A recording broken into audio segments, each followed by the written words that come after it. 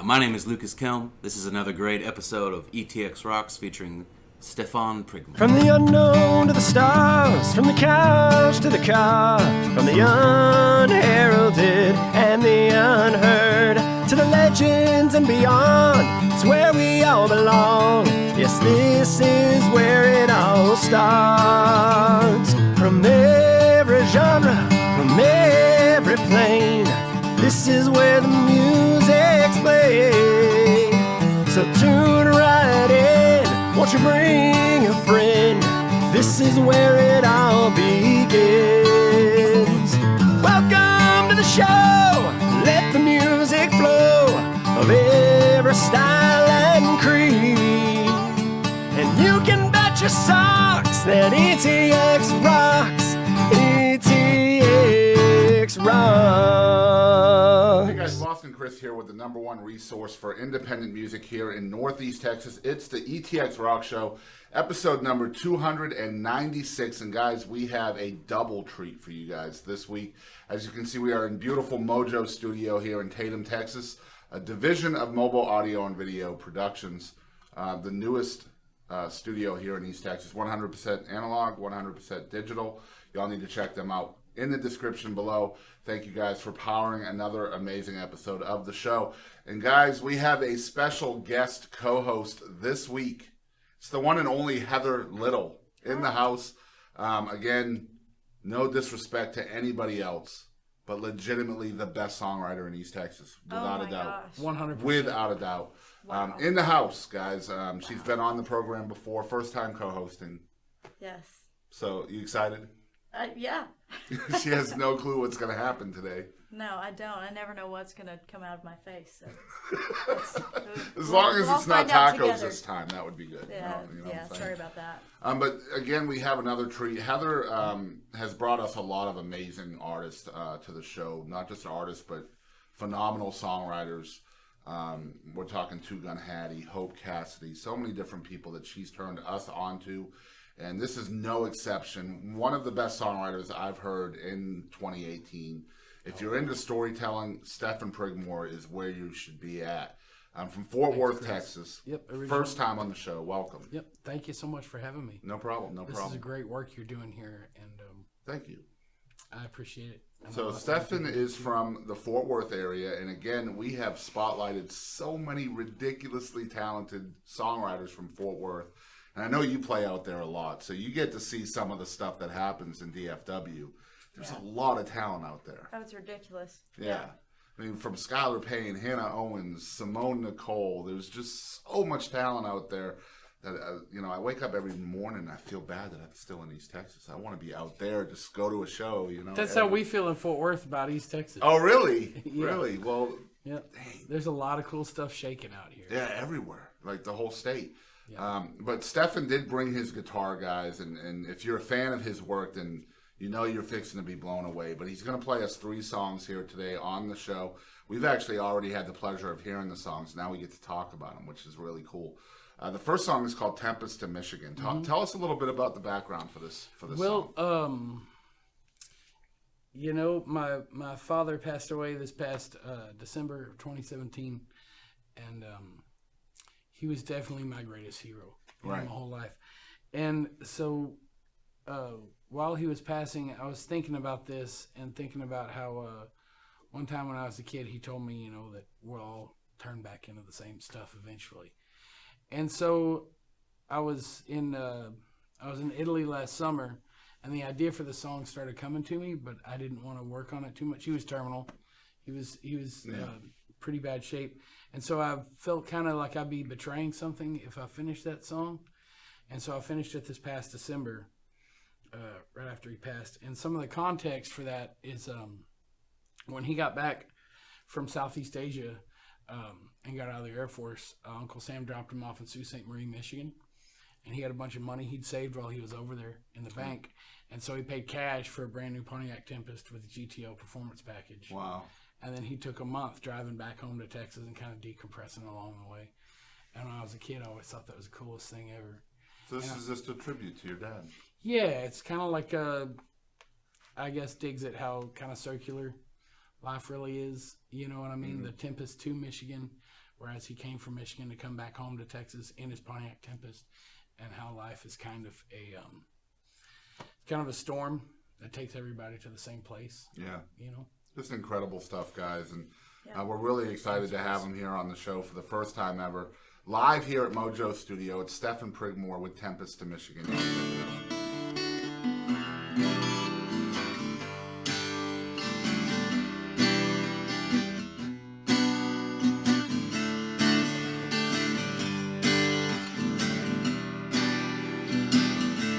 I'll ride a Tempest up to Michigan, turn and burn back down to the waters of my youth. Now lie in the mud till I'm young again, till the waters overtake me, strangled in my roots.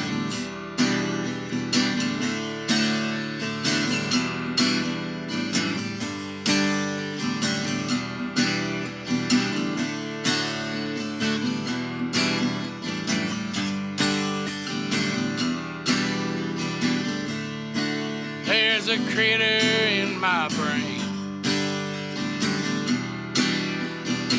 ooh, and it's feasting on the stories I have made. He's black and he's cold, so hungry. Would that I could tear him from my mind and steal mine. My boys might cut their hair, and my woman, oh my woman, Lord, won't you hold her closest? Ooh.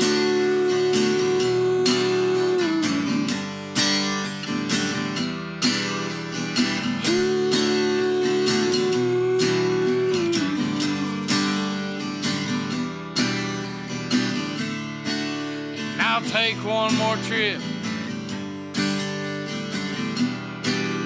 There's nothing I can't carry, for my arms must stay behind.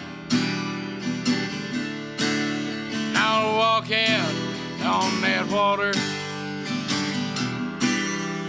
slip into a sandbar as that critter leaves my mind. Pecan leaves covering my skin, as my mother welcomes me back in.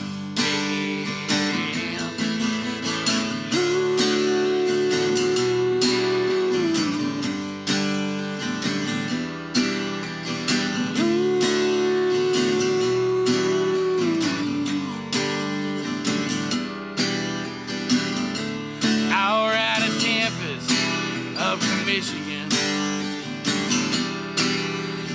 I'll ride a Tempest up to Michigan. Yeah, I'll ride that Tempest up to Michigan. I'll ride, boys, I'll ride.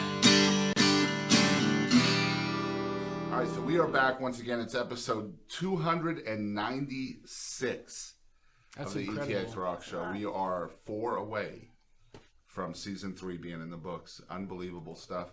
Again, Heather's been here probably 3 times, 4 times. Something And along just a those huge lines. supporter of ours, and you know how we feel about you. And man, I'm a huge Heather Little fan, so it's a pleasure to have you back. And having me. so Stefan reached out to me over the summer, and I won't lie, I hadn't heard of you yet, but I'm glad you did, because wow, I mean, Oh, thanks, man. Heather knows as well as anyone, I'm a huge fan of the wordsmith. And man, you got that going on. Oh, thanks. You're So so kind. when Thank you, Chris. Stefan emails me and he says, I'm going to bring Heather Little with me, I was like, okay, yeah, that's cool. She knows where I live anyway, so it's all good. But I'm like, yeah, any excuse to see Heather again, absolutely. But the co-hosting thing, I don't even think she knew that was going to happen. But hopefully she can come up with some really intriguing questions Oh, I've about got it. songwriting. Yeah. Uh-oh. Yeah. She Now- knows me It's pretty well, happening. so this could be scary. Yeah, and Oh, that, yeah. I This think could be that's going to straight be up spooky. interesting. Yeah. But for me, a lot of times with the show, I like to kind of get into the background of a person. Like, how did they get from point A to point B? With you, I really want to talk mostly about your songwriting craft, because I know from listening to your different stuff on YouTube that there is a huge evolution process for you from the time you started until now. And one of the things that I've never really paid attention to prior to seeing your stuff is how important the guitar is in telling a story. So as a songwriter, and a really good one too, how important is it to you to have the correct guitar for whatever story you're trying to tell? You mean the guitar parts or the guitar Just itself? what it sounds like. Well, I think anything with strings on it that makes a noise can be musical, but I think a lot of it comes down to dynamics. Yeah. You know what I mean? When to dig in, when to lay back, so that you can best express how you feel Right. when you wrote that song. And what I mean, convey like, is that the to different listener. guitars tell the story differently because they have a different I vibe or different whatever? They can, but I don't really subscribe to that. I mean, like, being kind of a DIY and a blue-collar guy, like, if it's got strings on it and it'll stay in tune, we can make music with it. Right, that people right, are right. gonna love. So, you know, I've got a few guitars at home that I'm partial to, but sometimes a different guitar will make me approach a performance kind of differently. Mm-hmm. You know what I mean? I think Heather knows exactly what Yeah. I'm talking about. Like the little guitar that I use for these songs today, it's familiar. It's got a certain thing it does and a way it does it that I'm used to because I've been playing it for years. But I've got another at home that's a Dreadnought. And when I take that and play, like when we did the house show in Fort Yeah. Worth, like it's just a different kind of approach, kind of like a different car. Yeah. You know what I mean? From one to the other. Like, well, how I'm going to drive today depends on if I've got a V6 or a V8. Right. If I'm- And I mean, clearly as a wordsmith, the lyrics of a song are paramount to connecting with the audience and telling the story the way that you want to approach the story. But how important is it for the guitar to kind of accompany that, like the sounds that the guitar is making? I think it's very important. Yeah. They've got to be kind of linear and congruous together. Mm-hmm. The lyrics and the music that you're playing to accompany it. It's got to jive and mesh. Right. You know, sometimes counterpoint to each other, but yeah, they always got to be there in that same, I guess, time and space. Right. With your emotions as well, so that the listener gets the full picture from any moment or snapshot of that song or piece Right. of music. And that's one thing I noticed by, just watching you play today. Your guitar work is so unique from everybody else I've heard over the last 3+ years of doing what we do, in telling a story. A lot of times, like, I can just tune out the lyrics and then still hear the story that you're trying to tell just by listening to the instrument. I think that's super important wow. as a songwriter, don't you think? I didn't realize I was doing that. Yeah, but if absolutely. I'm doing that one, yes, that is very important. Yes, absolutely. Of course it is. Waiting You know, waiting for that response from you. That's one of the biggest compliments I've ever had. Thank you, Wow. Chris. Yeah. Well, it's especially the finger picking that you do, and just the, sometimes I find myself doing that. I'll just tune out and just listen to one. Maybe I'm just listening to the bass part in a full band or whatever. I don't know why I do that, Right. but I just kind of grab onto a certain piece of the music, and then I'll be like, man, I haven't even been listening to the frickin' lyrics, and I feel sad. You know what I mean? So yeah, I picked that out from you today. Oh, right on. Heather, you have any questions? Yes. Uh-oh. No, well, one about Tempest to Michigan. Not really a question because I know the answer, but I wondered if you wouldn't mind sharing. Of course, if you mind, we can always. Yeah. I don't But, mind at all.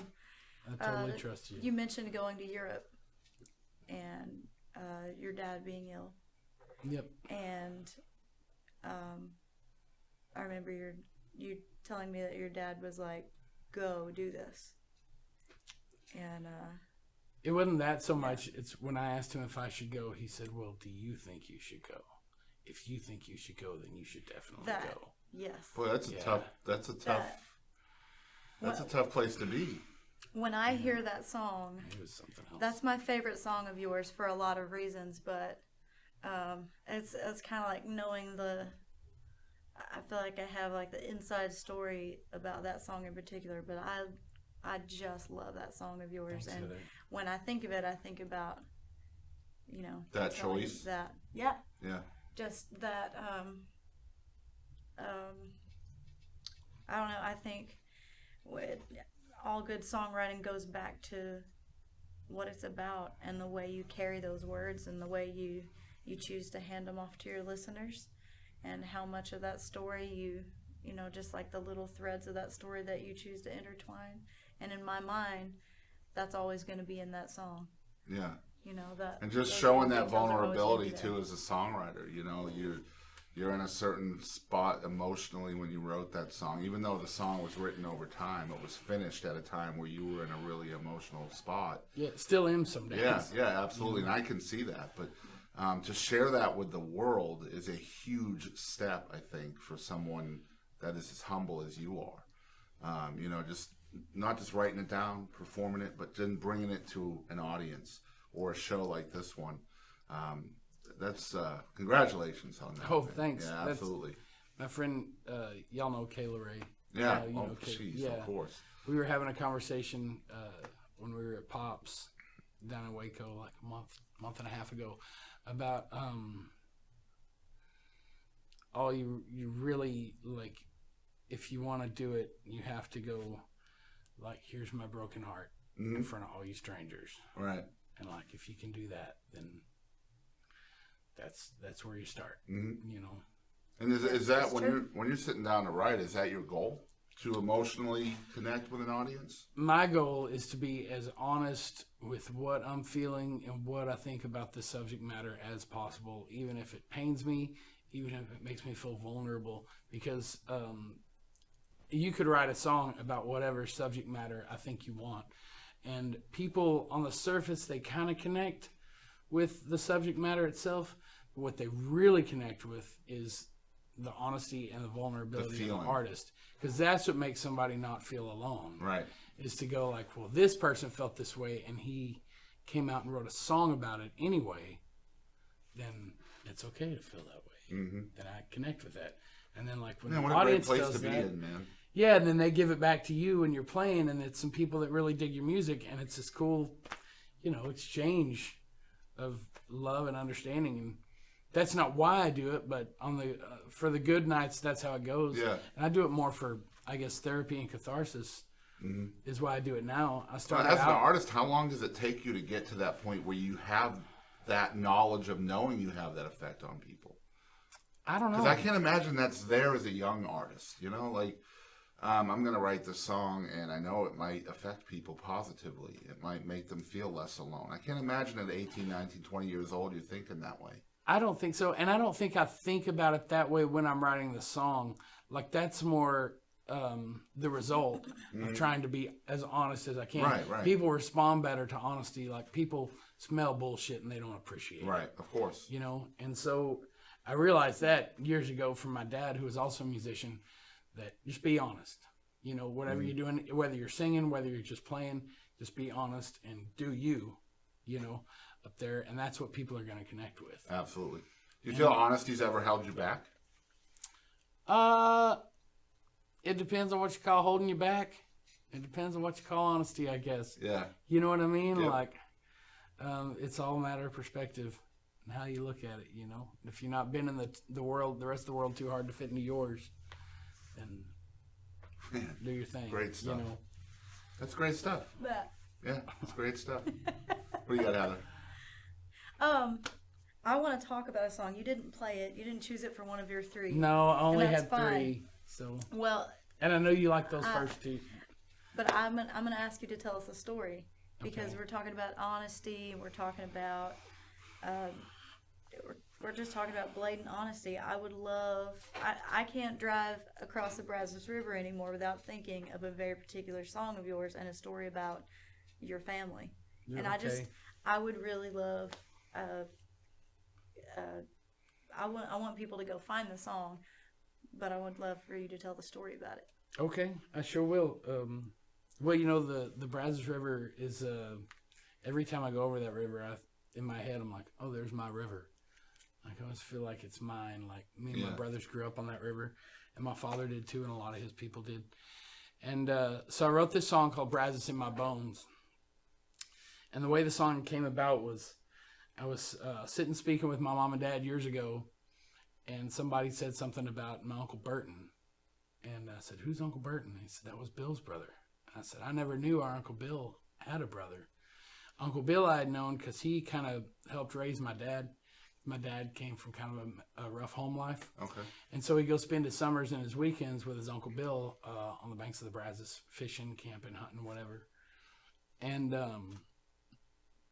I knew Bill. Bill was taller than you. And, I mean, he was a massive monster of a man, you know. And his brother Burton was also, he was a little bit smaller frame, but he was a big guy. And he was known to be, like, one of the best cowboys around Johnson County and Somerville County. And so at some point, Burton started drinking a whole lot, and he lost his wife, and he lost the house. And he moved to the old home place on the banks of the Brazos River. There in Johnson County. It was almost Hill County. Down the river from, I can't remember. It's down past Kimball Bend. I'm sure there's some people listening know what Kimball Bend is. There's a park. I'm trying to think of it, and I can't think of the name of it now. But anyway, he moved to the old home place, and he made his living off what he could pull out of the river and go sell in town in Cleburne or Rye Vista or wherever, Covington. And from trapping to catfish to bait, you know, shad, perch, whatever. And so one night, somebody stole Burton's boat down there. Oh, God. And they said, "You know who took it?" And he said, "Yeah, I do." And he said, "I'm going to go get it right now." He was hanging out with some folks.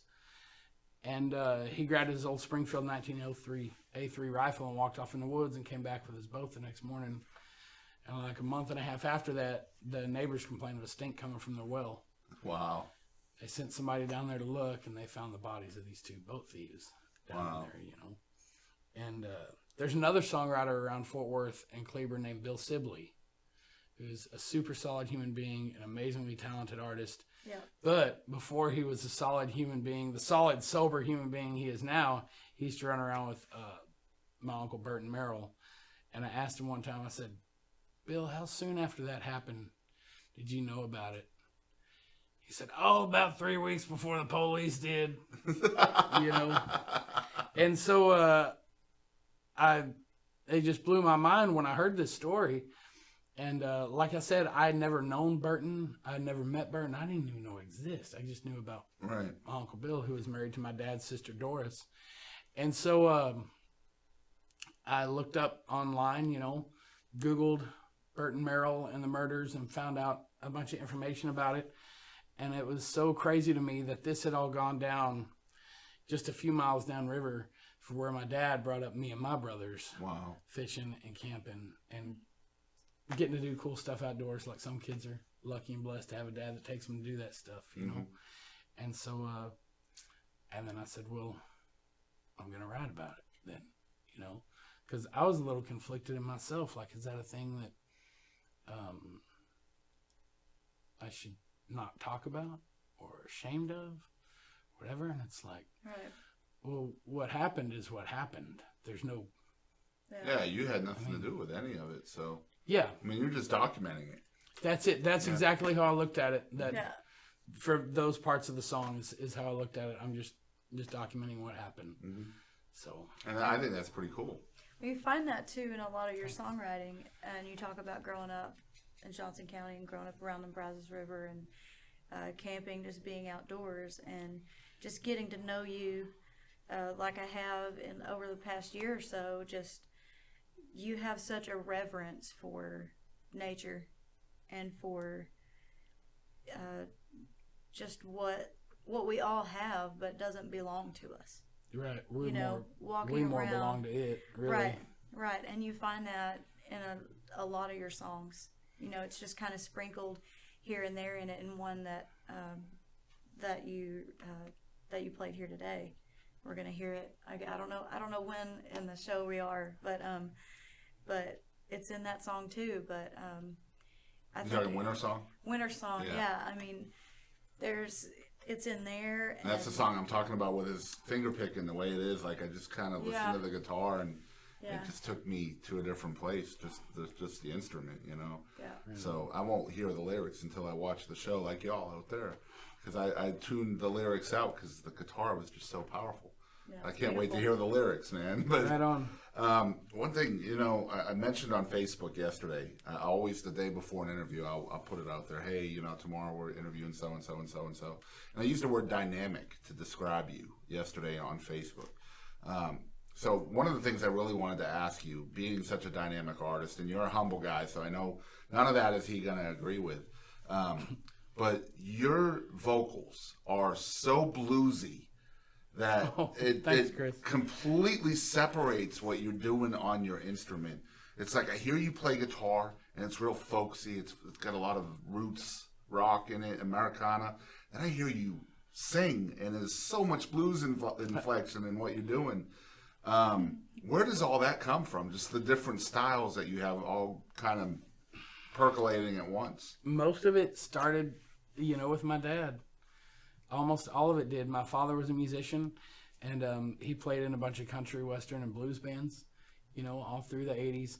And then when I started to be, you know, 12, 13 years old, I'd sit in on drums. My father was a drummer, and I started off playing drums. And then I started playing bass, and I'd get to go up and fill in on bass, and then eventually harmonica and guitar. And then years after that, me and Dad played in a few different bands together.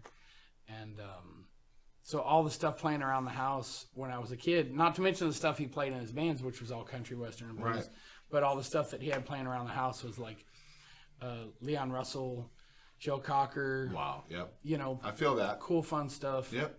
You know, and then other funkier stuff like Rare Earth and Weather Report. You know, so you just got this whole list John of Lee Hooker and whatever else. You just got this whole list of influence that you can pull from whenever you want. Ideally, I mean, on a good day, maybe. Is that really helpful to you as a songwriter when you're sitting down to write?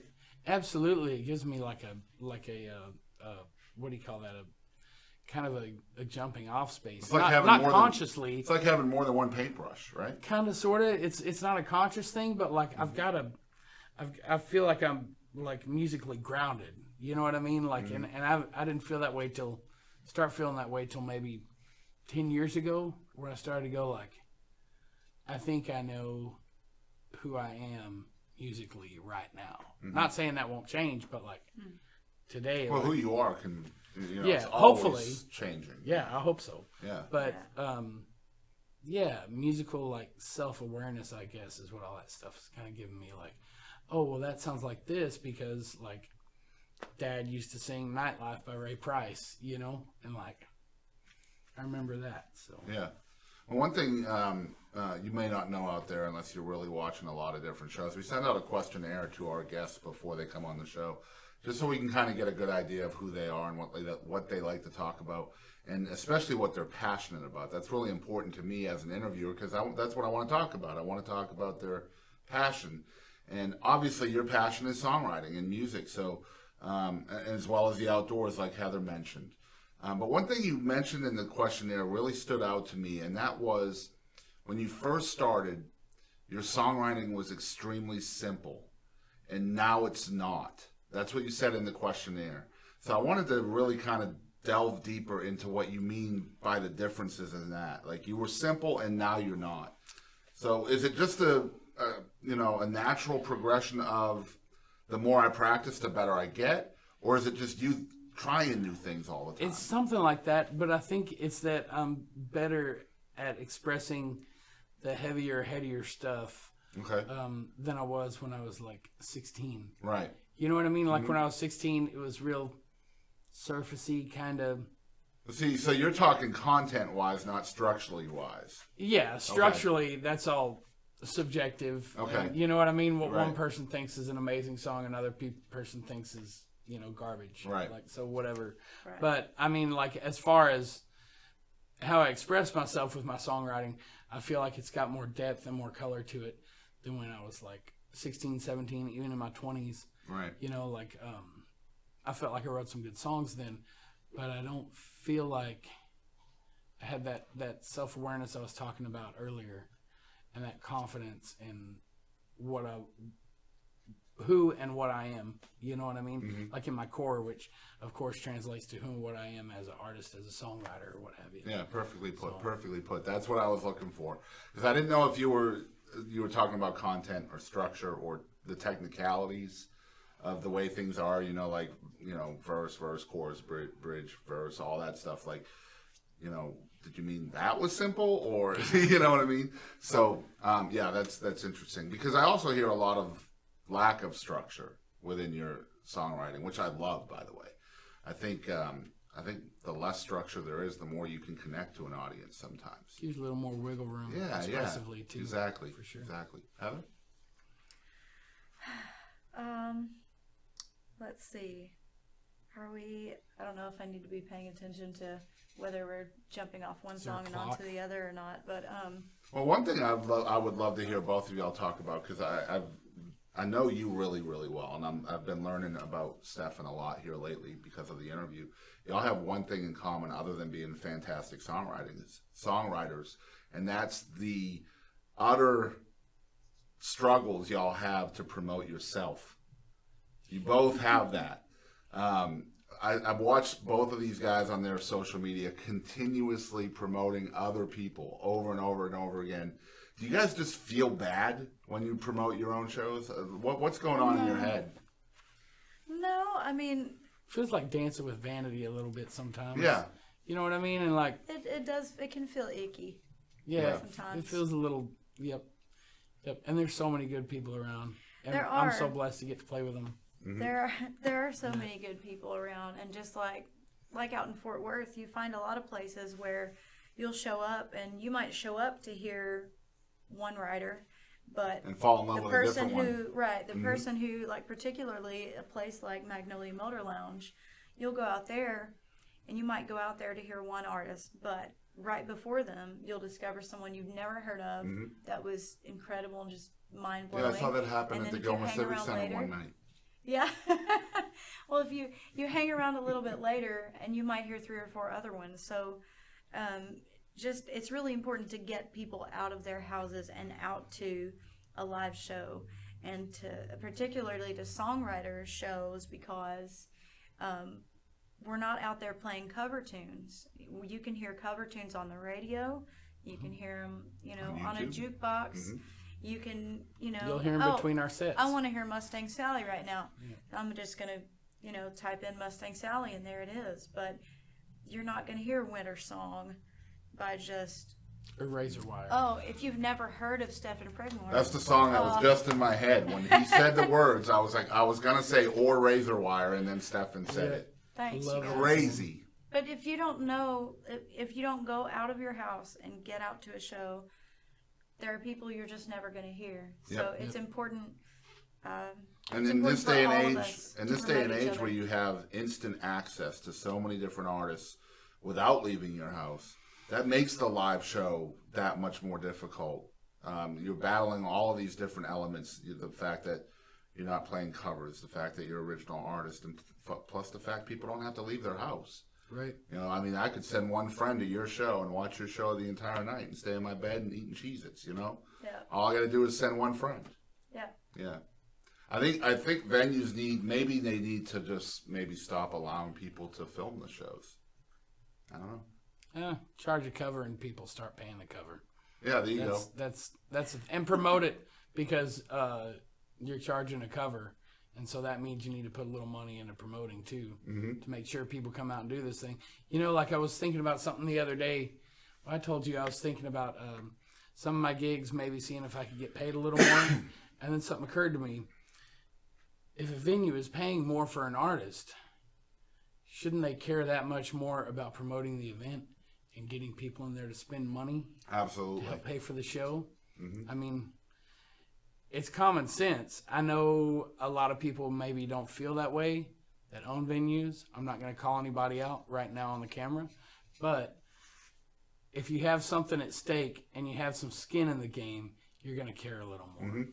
Well, not only that, I think too many venues are expecting the artist to have a big enough following to justify the booking price for that artist to be there, and too many venues don't have a clientele already built up. I mean, the way it's supposed to work is you have a venue, you have people coming to your venue, and now you need someone to entertain the people you have at your venue. And then whatever that artist brings in is a bonus. That's extra. You know, I think too many places are expecting an artist to bring regulars for the venue, and it doesn't work that way. And I understand. It sucks to spend money when you work for yourself. But I think anybody who's successful in business will tell you, if you want to make money, you got to spend some money. And yeah, I know that me and you spend money on promotional stuff all the time. And when I ask a venue, I say, so do y'all promote your shows? And they're like, oh yeah, we put them all over Facebook and Instagram. You know, and it's like, if you look on Facebook and you look at like events on Facebook, like 90% of them are artist created. Think about that. Like, you just go to an event and you'll see, you know, Heather Little created an event. Meredith Crawford created an event. How often do you see the venue being the one that creates the event? for sure. And, Like, you know, just something that simple that takes 30 seconds. do y'all make a poster and put it up? Right. Do y'all have a sign out front? Does anybody else around town know what y'all do here on Friday and Saturday nights? No, then why is it on me? Yeah. And how frustrating is that for you guys as songwriters? Because that's two different sides of an artist. The business I side say all and the that, creative but whatever. I don't know. I probably have a strange position on that because I feel like what I do when I go out and play somewhere, I don't play a lot of cover tunes. I'm not super comfortable playing a lot of cover tunes. Thank God for that. And a lot of venues are bars, and they're places where people want to get out and they want to be loud and kind of talk, and they're not really out to listen to the music. So what I run into a lot, Stefan might as well, is you get to a venue to play, and what they would really like is someone to just be entertaining rather than you are here, right? You are here playing your songs, and we want to hear your songs. Exactly. And please play us your songs instead. A lot of venues, what they're looking for, and I'm not saying that there's anything wrong with it. I think it just makes it tougher for songwriters, for people who are primarily out to play their own original songs. The venues want someone who sings and plays well and who, you know, will entertain, but they want someone who is playing to a, you know, is playing to a broad audience, that anyone who walks in the door is just going to be instantly entertained. And, you know, That's impossible. It's right. It's just not realistic. It's an impossibility. It's not realistic. Yeah, because you can't make everybody happy all the time. Right. Well, Yeah, wagon wheel. well, and I Fancy find, whiskey. you know, whenever I send a booking email out, I always say, please listen to my music and check out my website, listen to my songs. Let me know what you think. Because, like, this is what I do. So if I get to the gig and they're like, do you want to do any upbeat stuff? I'm like, well, you know, Happens we all talked the time. about this a month and a half ago when we booked this, and I sent you a link to my website, and I said, listen to my music. This is what I do. Like, yeah, I got some upbeat stuff, but, like, I got some sad stuff, too. And, like, if you just Google either one of us, you'll find videos that are all the way across the spectrum, one side to the other. Yeah, you and did so, the like, same thing just to be on the show. You know, you sent me all of that and listen to the music. If you dig what I do, please, I'd love to be on your show. It yeah, didn't take and me if, long to email you back at all. But I know I'm in the minority when I say that I actually listen, you know? yeah, and so then when it comes up with the owner saying, like, well, I need somebody that does more covers or does more upbeat stuff than that, it's like, okay, Yeah. Hope you find somebody. Yep. Sorry. good luck. That's And the best of luck that's to what you. a DJ is Like, for. Like, yeah. yeah. But I mean, like, if you do all that, then if they got a problem, like, you told them what you do. Yeah. You told them You're what the deal definitely was. upfront about it. You know, if Yeah. they want a cover band or whatever like that, that's Yeah. what DJs are for. You know? Or cover band. Yeah. That's cool. I love a good cover band. Yeah. Same. For But sure. original music's where it's at for me. Always will be. You know, if I want to hear Journey singing Journey, then I want to hear Journey singing Journey. I don't want to hear cover bands X playing Journey. You know what I mean? They're not going to do it better than Journey. It's just that way. But yeah, we got off on the wrong tangent there. But two of the better songwriters in Texas here in the studio today for episode 296 of the show. Unbelievable. And Stefan's going to play another song, guys. And this one is ridiculously good. Hopefully you guys can get past just the guitar and actually listen to the lyrics as well. But this is called Winter Song. Tell us a little bit about the song, Stefan. Well, I wrote this song last winter, and I'm sorry to bring it up again. That's just where I'm at right after my father passed away. And everything was pretty dark. And my girlfriend and I, we grow organic heirloom tomato plants that we sell in the spring in our greenhouse up there. Mm-hmm. And so I remember we had the greenhouse up, and we were preparing everything and getting ready to plant everything. And I remember thinking, like, good God, like, I need these plants to grow this spring. Mm-hmm. You know what I mean? I need, like, something good. And so that's kind of where this song came out of. That's crazy. Just a brief thought, basically. Yeah, and then there was also another instance with a deer, too, that that I kind of speak about a little bit in the song. But in real life, the deer got a pass, and she didn't. That's my favorite line in that song. I don't know if I told you that, but because it's kind of gory, but it's so honest and it's so real. And you know how we were talking earlier today about hunting and actually taking an animal's life, and just the different things that we both feel about that, and that line in the song, I could never ever go hunting ever in my life, ever again. I couldn't do it. But that line in that song is my very favorite, because it is so just real. Like, look, it's like taking the elephant in the room and being like, look, here it is. And and it's a lot about, too, that moment, about, I think we talked about here, I mean, you were talking about this morning, everything's pretty much made out of the same stuff. Mm-hmm.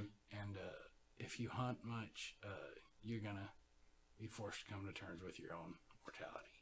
And I think it doesn't surprise me that Heather says that either, because Heather's, if you're a fan of Heather Little, you know that she talks about the elephant in the room a lot in her songs. I mean, she's not one to hide how she's feeling. So it doesn't surprise me when you hear a real honest lyric like that. That's the one you kind of hold on to in the song. But guys, we're extremely excited to show you this song. It's Winter Song, live right here in MoJo Studio from the one and only Stefan Prigmore. Y'all check it out.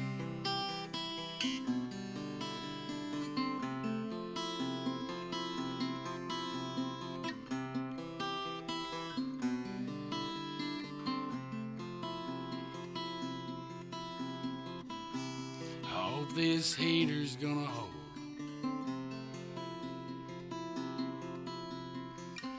It's barely Christmas. Yeah, she's coughing like a troll. Just like Granny, now I can't stand the cold. I hope this hater's gonna hold.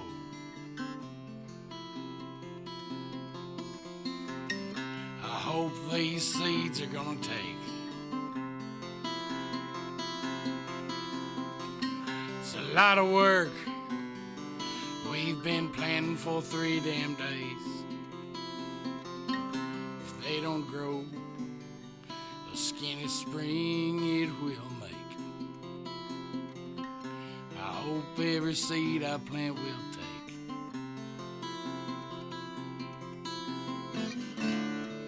A little heat, a little hope.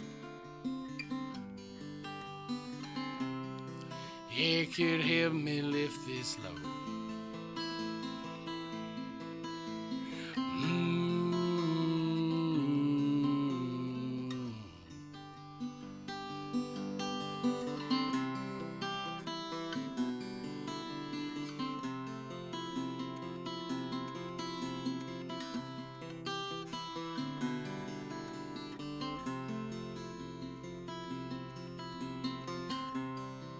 There's a doe by the poplar tree. Blessing for our freezer. Lord, she's so pretty on her feet. I blow her lungs out and I say a prayer for peace. Pile of meat by the poplar tree.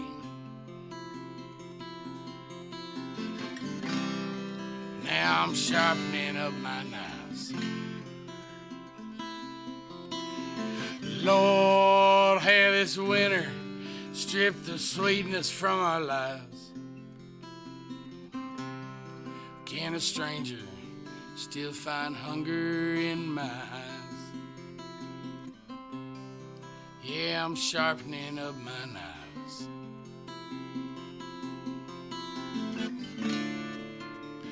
Lord, give me hope. Shore me up against this cold.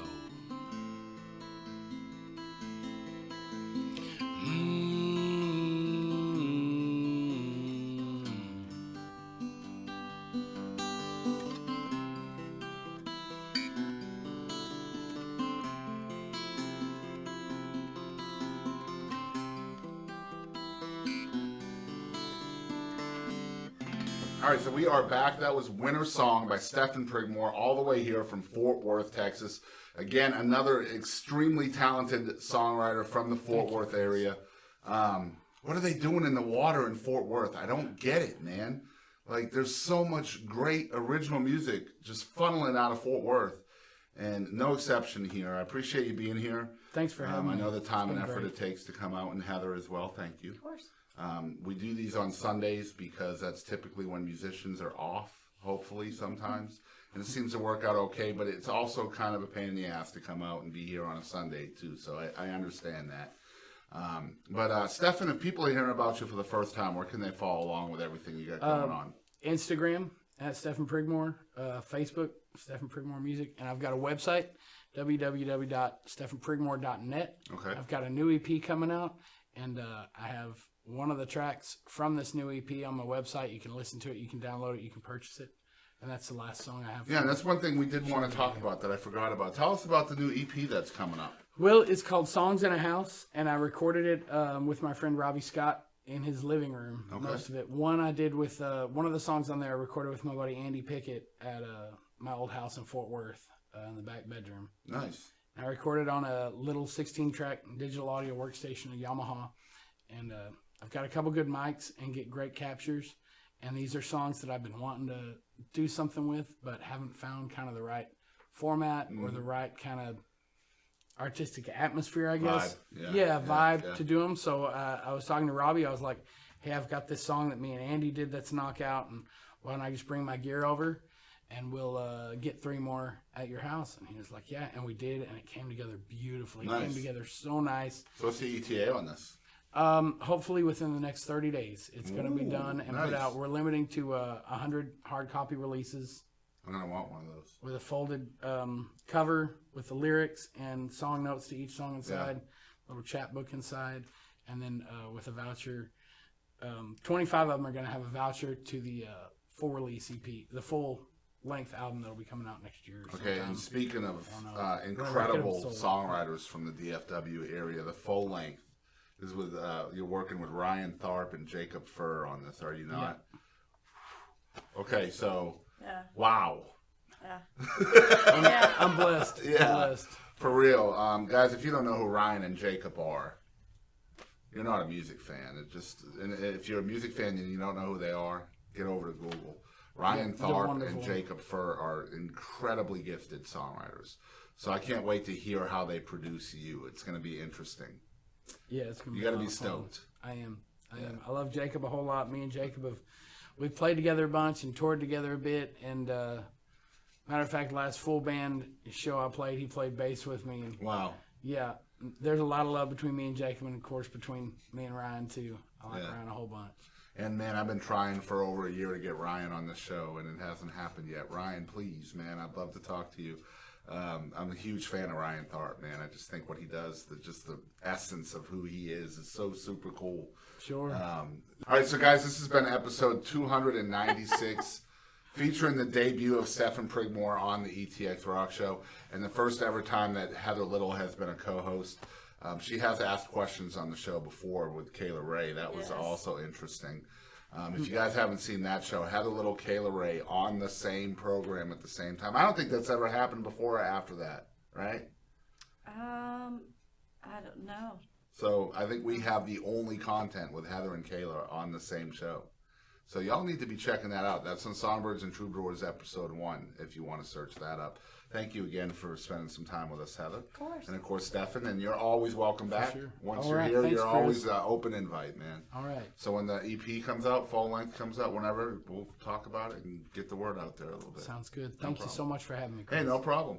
And guys, if you're just tuning in to the ETX Rock Show for the first time, you can follow along with us on all social media outlets. We're located at ETX Rocks. If you're listening on audio, you can also find us over on the YouTube, and we're on high definition video over there.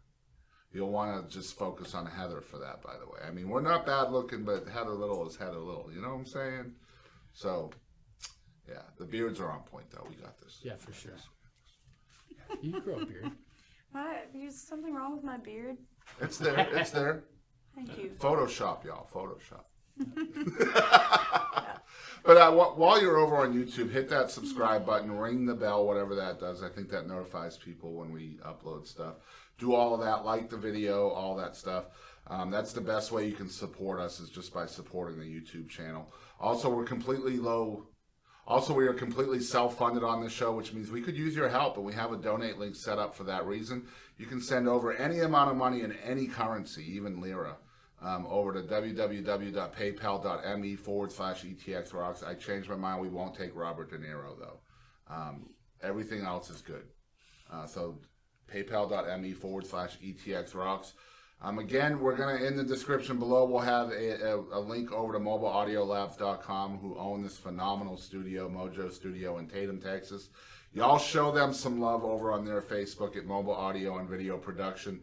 Guys, this studio right here is going to change East Texas. This is a legitimate opportunity for East Texas artists to get their music heard. So check out MoJo Studios, guys.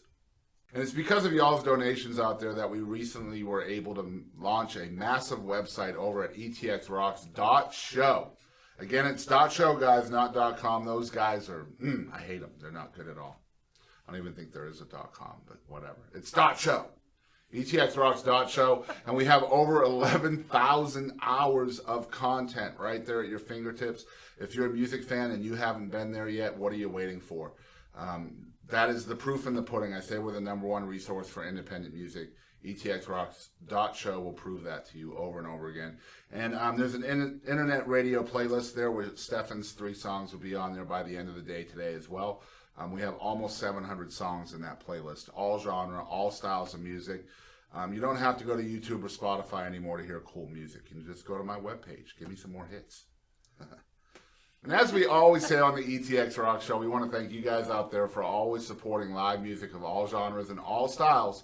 And don't ever forget, ETX rocks.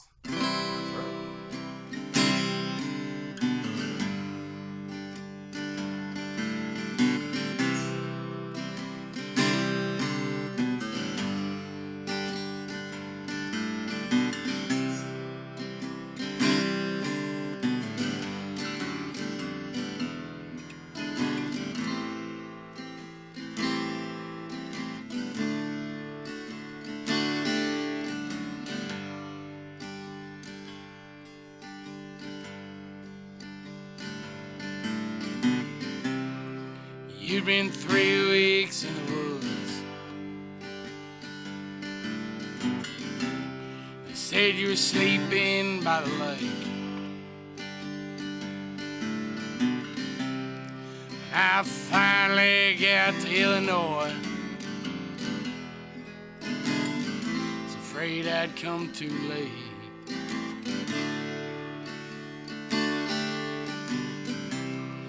You made me on the trail.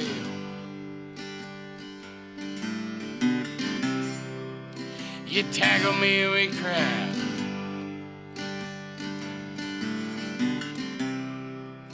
You told me how a dog bow left your side.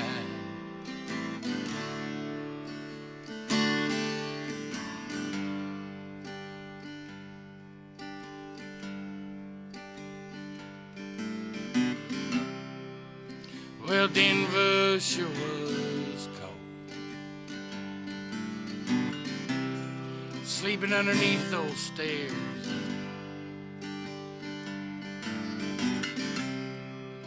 Well, I suppose the folks were alright if they couldn't see us there.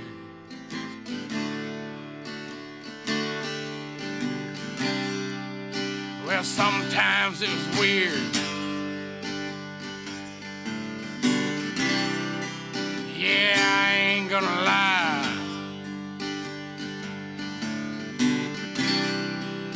Still, I'd rather have you than anything that money could buy. My God, those were some good days. Wish y'all had seen them shine.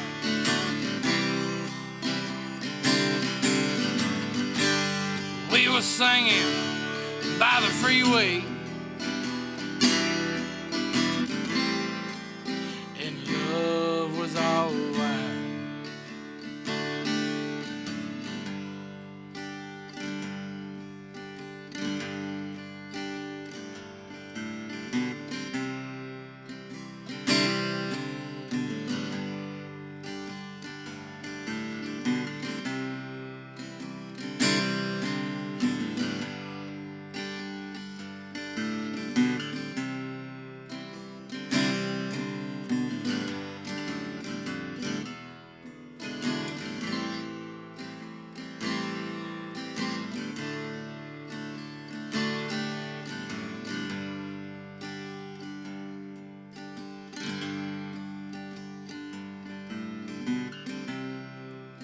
Well, now we've made a bed. We got a roof, some chairs.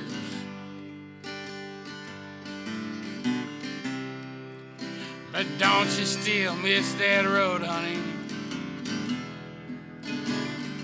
All we left out there.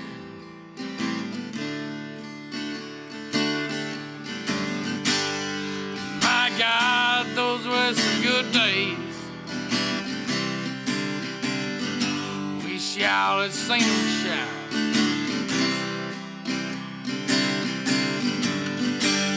We were singing by the freeway, and love was all right. Yeah,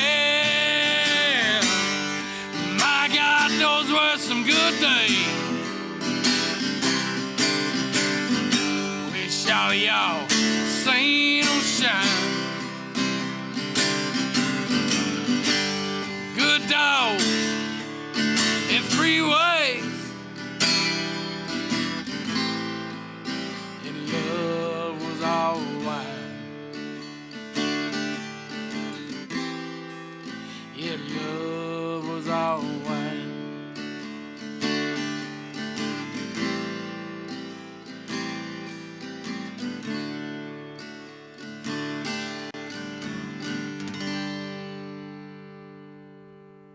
From the unknown to the stars, from the couch to the car, from the unheralded and the unheard, to the legends and beyond, it's where we all belong.